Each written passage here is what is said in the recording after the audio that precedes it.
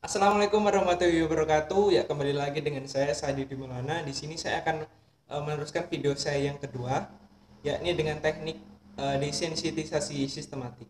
Nah, sebelumnya itu saya akan menjelaskan dulu apa sih teknik desensitisasi sistematik ini. Teknik ini adalah sebuah teknik atau sebuah prosedur di mana klien itu diajak untuk membayangkan, mengingat, atau mengalami kejadian yang bisa membangkitkan kecemasannya. Dan setelah itu klien itu diajak untuk melakukan sebuah metode-metode relaksasi untuk menurunkan tingkat kecemasannya tersebut. Nah, di dalam teknik ini terdapat tiga tahap, teman-teman.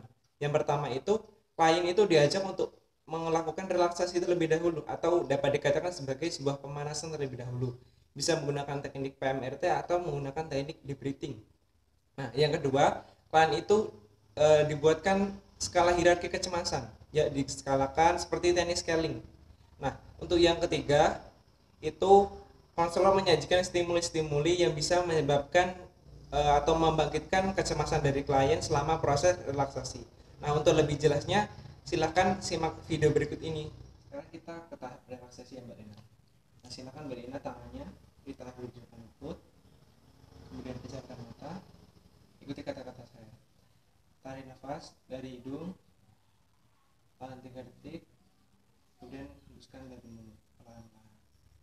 Kemudian lagi tarik nafas kembali, hembuskan melalui mulut, kemudian tarik nafas lagi, tahan 3 detik, kemudian hembuskan lagi dari mulut. Gimana Mbak Lina, sudah merasa tenang? Ya, silakan bisa membuka.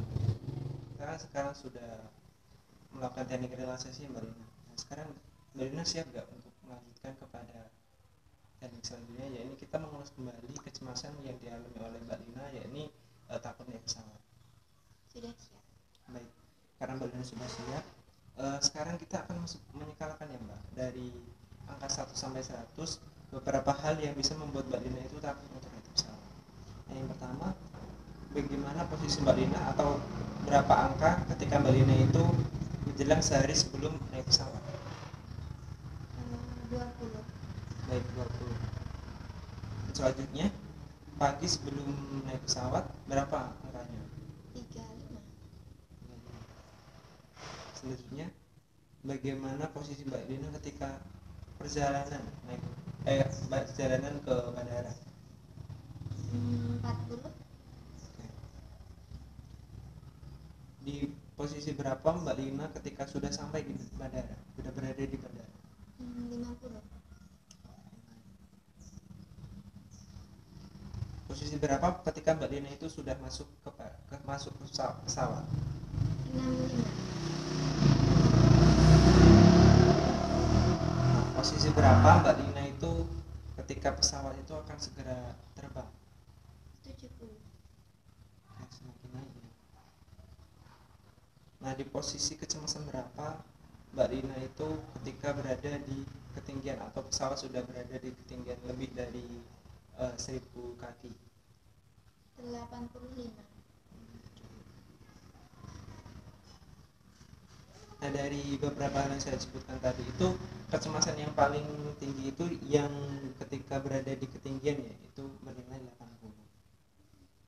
Oke, baik. Nah, selanjutnya itu kita coba membayangkan ya Mbak, memvisualisasikan beberapa hal-hal ini dengan Mbak Lina membayangkan di tempat yang enak atau tempat yang sejuk dan hal lain sebagainya. Ya. Saya contohkan ya, misalnya Mbak Lina sehari sebelum, Mbak Lina bisa memejamkan mata, kemudian Mbak Lina bayangkan sehari sebelumnya itu Mbak Lina itu berada di pantai, menikmati suasana pantai, menikmati burung-burung berkicau, kemudian ada anak-anak main pasir, kemudian ada deru ombak yang berlarian. Itu gimana perasaan Mbak Lina sekarang? Apakah masih berada di angka 20?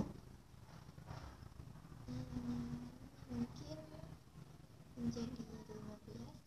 Oke, baik, turun.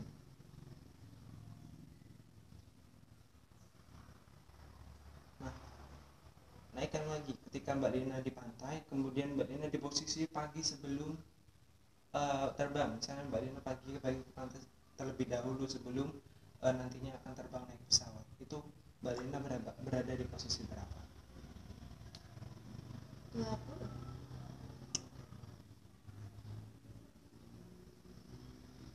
Nah, ini ketika Mbak Lina sedang perjalanan naik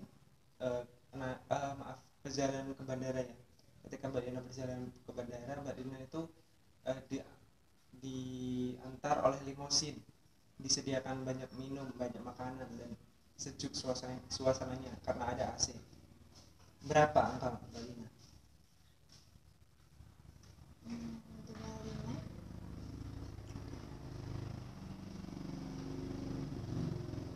Nah, ini setelah Mbak Lina sudah sampai bandara, berapa angka Mbak Lina ketika sampai bandara, ketika Mbak Lina itu membayangkan Mbak Lina itu sudah sampai bandara dan kemudian suasana di sana sejuk dan juga disajikan atau dilayani oleh beberapa kru pesawat atau para kru bandara, itu Mbak Lina berapa? 30. Baik,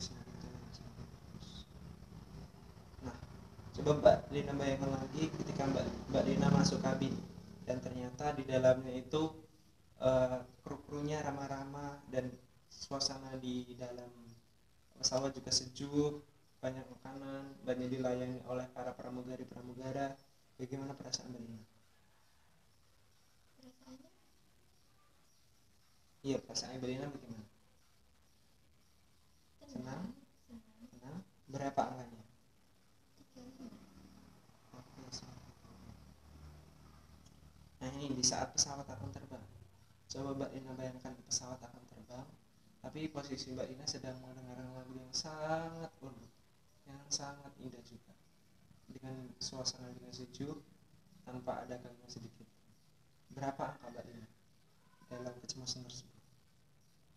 40. Nah, untuk yang terakhir, ketika Mbak Lina sudah berada di puncak atau ketinggian, Mbak Lina coba bayangkan Mbak Lina kembali tidur dengan santai, seperti tidur di ranjang yang empuk, kemudian mendengarkan musik yang disukai oleh Mbak Lina, musik yang harmoni lembut, yang tenang, kemudian ada suasana sejuk dari lingkungan sekitar, ada kicau-kicau burung, dan hati juga yang tenang. Berapa posisi Mbak Lina saat itu? 50. Silakan Mbak Lina. Gimana Mbak perasaannya? Sudah lebih tenang.